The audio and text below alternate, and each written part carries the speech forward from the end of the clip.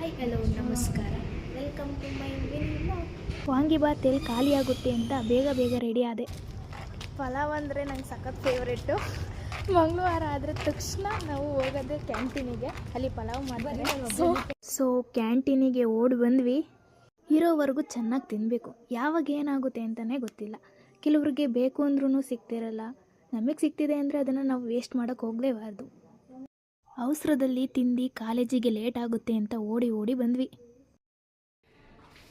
ನಮ್ಮ ಕಷ್ಟ ಕೇಳೋರೇ ಯಾರೂ ಇಲ್ಲ. ಡೈಲಿ 5 ಫ್ಲೋರ್ ಹತ್ತಬೇಕು. ನಮ್ದೇನು ಕಾಲು ಅಂದ್ಕೊಂಡಿದ್ದಾರೋ ಮಷಿನ್ ಅಂದ್ಕೊಂಡಿದ್ದಾರೋ ಗೊತ್ತಿಲ್ಲ.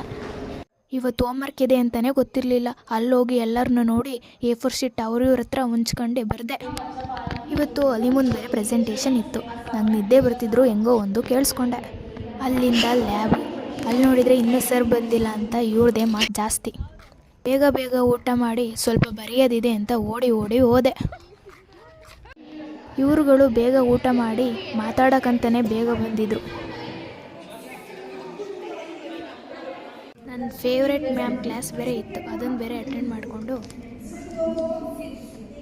ನಾನು ಚಿಕ್ಕದ್ರಿಂದ ಹಾಸ್ಟೆಲಲ್ಲೇ ಬೆಳೆದಿದ್ದು. ಸೊ ರಜಾ ಅಂತ ಅನೌನ್ಸ್ ಆದರೆ ಸಾಕು, ಬ್ಯಾಗ್ ಹಾಕ್ಕೊಂಡು ಮನೆಗೆ ಓಟ. ಅಲ್ಲಿಂದ ಆಟೋ ಹತ್ತಿದ್ವಿ. ಎಲ್ಲರ ಲೈಫು ತುಂಬ ಕಷ್ಟನೇ. ಆಟೋ ಡ್ರೈವರು ಸಹ ಅವ್ರ ಫ್ಯಾಮಿಲಿಗೋಸ್ಕರ ರಾತ್ರಿ ಬೆಳಗ್ಗೆ ನೋಡ್ದಲೇ ದುಡಿತಾರೆ. ಸೊ ಪ್ಲೀಸ್ ಅವ್ರ ಹತ್ರ ಯಾರನ್ನು ಕಂಜೂಸ್ ಮಾಡಬೇಡಿ. ಸೊ ನಾನು ಮಿಡಲ್ ಕ್ಲಾಸ್ ಆಗಿರೋದ್ರಿಂದ KSRTCನೇ ನಮ್ಮ ವ್ರತ. ನನಗೆ ಬೈಕ್ ಅಂದರೆ ಸಖತ್ ಇಷ್ಟ. ಅಲ್ಲಿಂದ ಅಮ್ಮ ಬಂದಿದ್ದರು. ಅಮ್ಮನ ಜೊತೆ ಮನೆಗೆ ಹೋಗ್ತಾ ಇದ್ದೀನಿ. ನಮ್ಮಪ್ಪ ಮಾಡಿರೋ ಬಿರಿಯಾನಿ ಮತ್ತು ಕಬಾಬು ತಿಂದು ಪಾಚಿ. ಮತ್ತೆ ನಾಳೆ ಸಿಗುವ. ಬಾಯ್ ಬಾಯ್.